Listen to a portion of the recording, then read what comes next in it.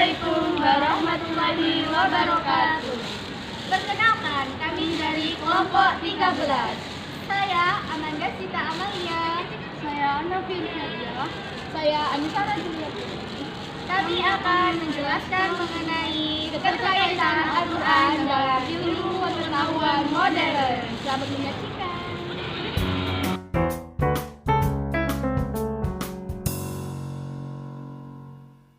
Memasuki materi yang pertama, ilmu pengetahuan dalam perspektif Al-Quran.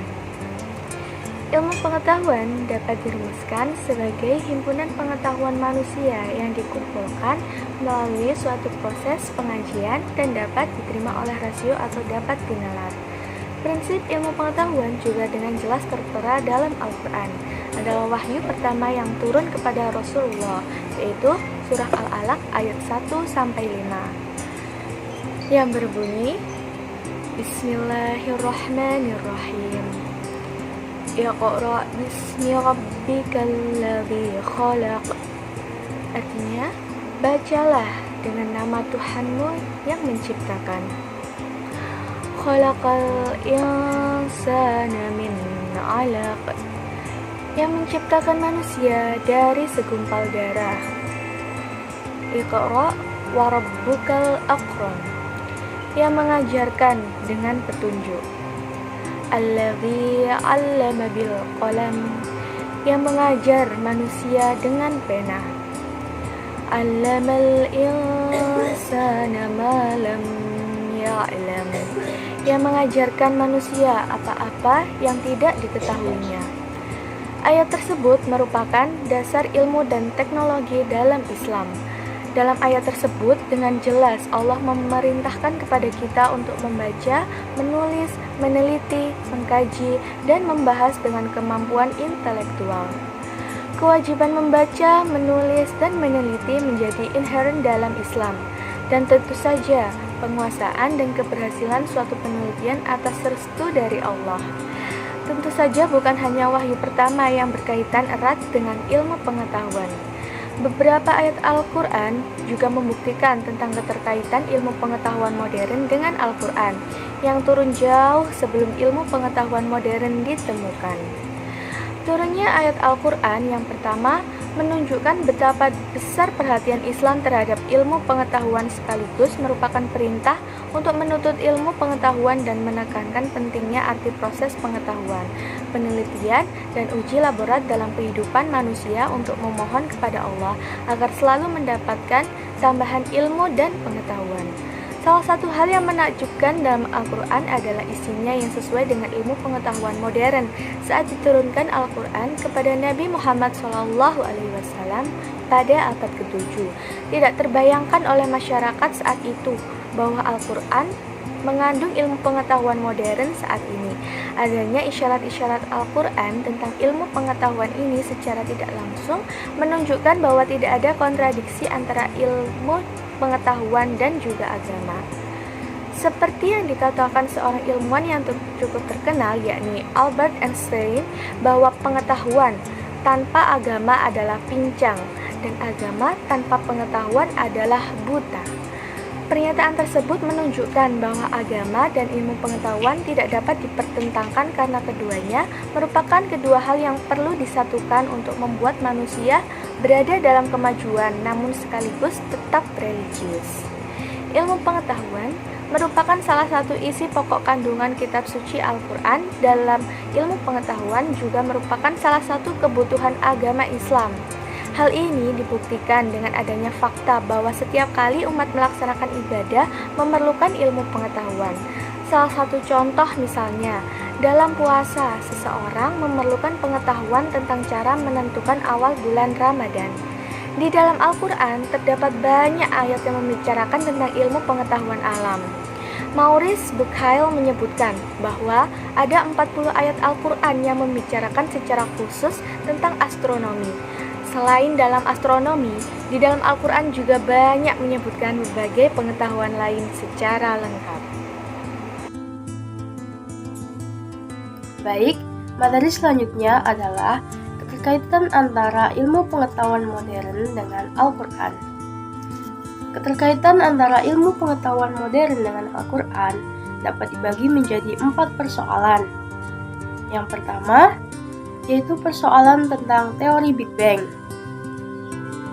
Dalam Quran Surat Al-Anbiya ayat 30 yang berbunyi, Awalam yarau ladzina kafaru anna samawati wal arda kanata ratqa fafataqnahuma waja'alna minal ma'i kulla syai'in hayy afala yu'minun. Yang artinya, dan apakah orang-orang kafir tidak mengetahui bahwa langit dan bumi keduanya dahulu menyatu, kemudian kami pisahkan antara keduanya, dan kami jadikan segala sesuatu yang hidup berasal dari air. Maka mengapa mereka tidak beriman? Dari ayat ini dapat dijelaskan bahwasanya matahari, bintang, dan bumi merupakan suatu kesatuan yang kemudian melalui proses alamiah berpisah menjadi bagian-bagian yang terpisah dengan lainnya. Persoalan yang kedua yaitu persoalan tentang matahari dan bulan.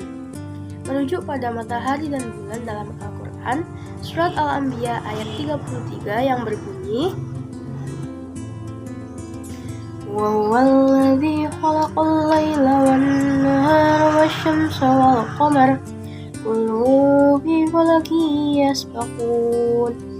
Yang artinya, dan dialah yang telah menciptakan malam dan siang, matahari dan bulan, masing-masing beredar pada garis edarnya.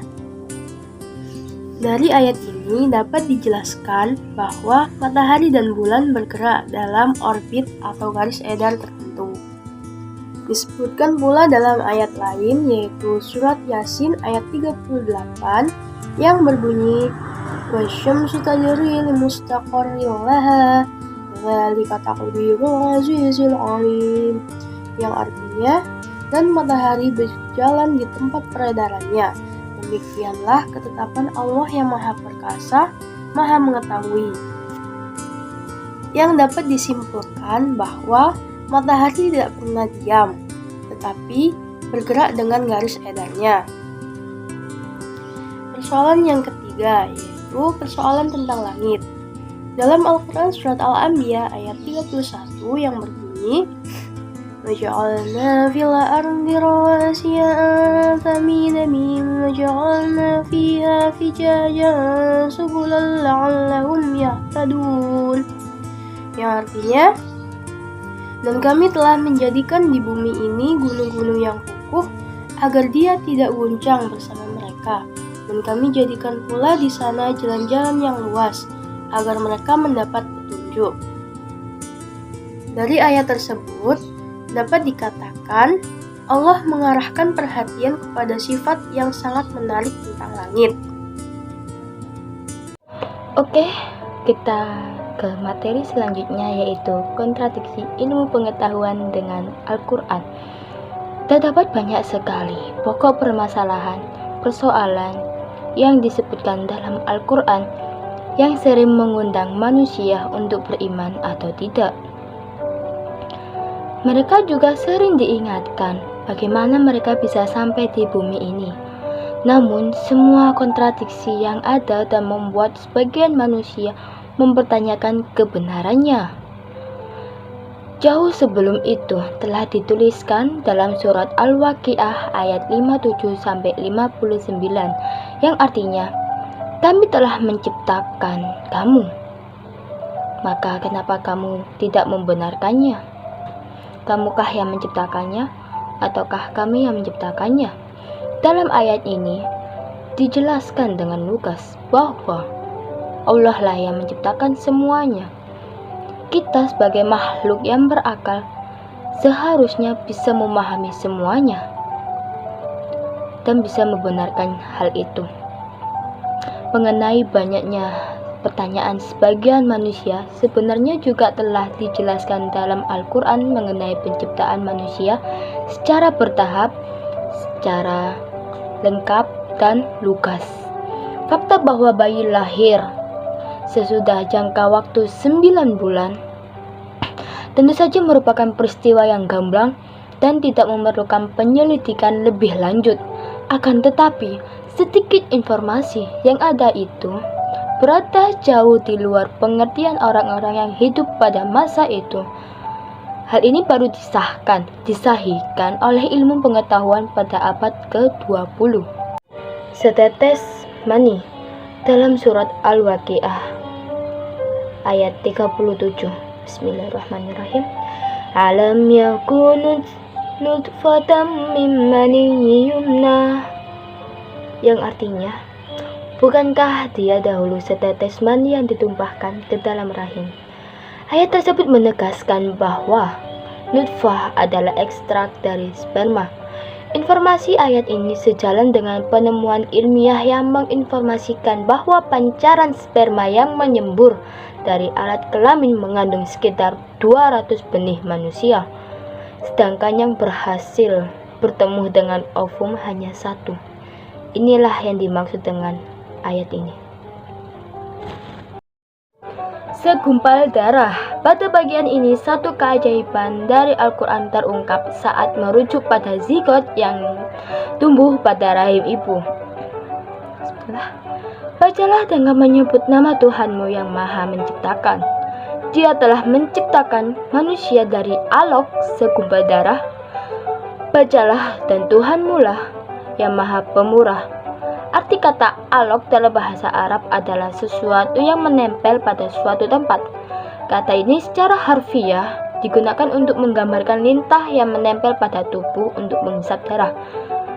Hal ini pula materi tentang segumpal darah ini juga dijelaskan dalam surat Ad-Duha ayat 1-3. Tahapan penciptaan manusia secara embriologi. Selanjutnya, dalam rahim terdapat 3 tahapan yang berbeda. Sungguh, biologi modern telah mengungkap banyak sekali pembentukan embrio pada bayi. Terdapat 3 tempat yang berbeda dalam rahim ibu, sama halnya yang telah dijelaskan dalam Al-Quran. Dia menjadikan kamu dalam perut ibumu kejadian demi kejadian dalam 3 kegelapan. Yang berbuat demikian itu adalah Allah, Tuhan kamu, Tuhan yang mempunyai kerajaan. Tidak ada Tuhan yang berhak disembah selain Dia. Maka bagaimana kamu dapat dipalingkan? Hal ini juga dijelaskan oleh seorang ilmuwan. Kehidupan dalam rahim memiliki 3 tahapan. Pre-embrionik, 2,5. Yang kedua, setengah minggu pertama embrionik, sampai akhir minggu ke-8, dan janin dari minggu ke-8 sampai ke kelahiran. Sehingga dapat dilihat bahwa proses penciptaan manusia dan aspek-aspek yang luar biasa ditegaskan dalam banyak ayat. Beberapa informasi di dalam sebagian ayat-ayat tersebut sangat rinci, sehingga mustahil bagi orang yang hidup di abad ke-7 untuk mengetahuinya. Beberapa di antaranya sebagai berikut. Yang pertama, manusia telah diciptakan dari mani yang lengkap, tetapi dari sebagian kecilnya, spermatozoa. Kedua, sel kelamin laki-laki lah yang menentukan jenis kelamin. Yang ketiga, janin manusia melekat pada rahim ibu bagaikan lintah. Yang keempat, manusia berkembang di 3 kawasan yang gelap di dalam rahim. Hal ini sebagaimana dijelaskan dalam Al-Quran surat Al-Mu'minun ayat 12-14, yaitu, saya langsung ke artinya, dan sesungguhnya kami telah menciptakan manusia dari saripati, berasal dari tanah, kemudian kami jadikan saripati itu air mani yang disimpan dalam tempat yang kokoh, rahim. Kemudian air mani ini kami jadikan segumpal darah, lalu segumpal darah itu kami jadikan tulang belulang. Lalu tulang belulang ini kami bungkus dengan daging. Kemudian kami jadikan dia makhluk yang berbentuk lain. Maka maha sucilah Allah pencipta yang paling baik. Dari sini sudah dijelaskan proses tahapan berkembangnya manusia. dari mulai menjadi zigot, embriologi, sampai janin, bahkan sampai dia lahir pun. Semua tahapan itu sudah diatur oleh Allah Subhanahu wa Ta'ala. Lalu bagaimana kita bisa melenceng dari melenceng dari ilmu-ilmu yang sudah ada di Al-Quran? Sungguh Allah Maha Besar. Jadi kesimpulannya adalah ilmu pengetahuan berhubungan sangat erat dengan ayat-ayat Al-Quran, menegaskan dengan jelas bahwa segala yang ada di alam semesta ini berpusat pada Sang Pencipta, yaitu Allah Subhanahu wa Ta'ala. Sekian penjelasan dari kelompok kami. Jangan lupa